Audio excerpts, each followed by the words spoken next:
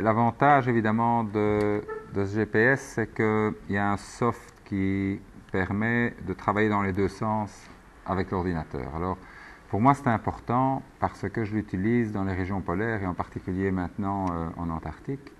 Quand les scientifiques arrivent, on doit partir je sais pas, à 20, 30, 50, 200, 300 km de la station, au milieu de nulle part. Bon, on a parfois des repères quand on est dans les montagnes, mais le temps change très vite.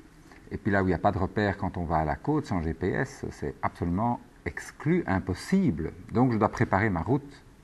Alors, l'ordinateur me permet d'avoir les points principaux, de regarder où je dois aller, de prendre des waypoints en cours de route.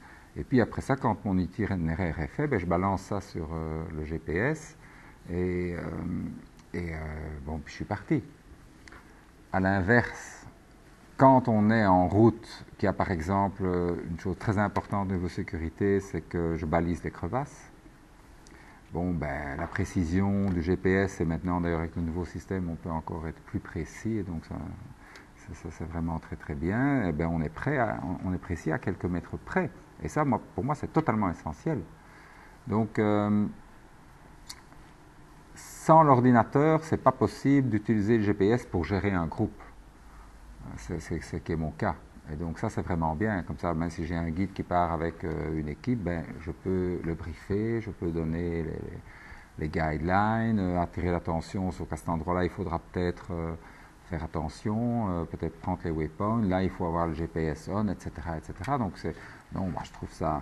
Bon, le soft en lui-même, c'est vrai qu'aujourd'hui, commercialement, c'est fait pour les régions où il y a des cartes et c'est très, très, très, très convivial. C'est un peu plus basique quand on travaille hors carte comme moi, mais je sais bien que ce n'est pas le cas de tout le monde. Hein.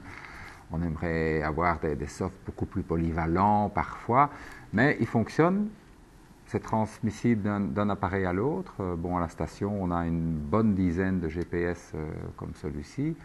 Et bon, il faut que je les update, il faut que je vérifie, donc ça ne se fait pas sans ordinateur, c'est tout à fait impossible. Hein.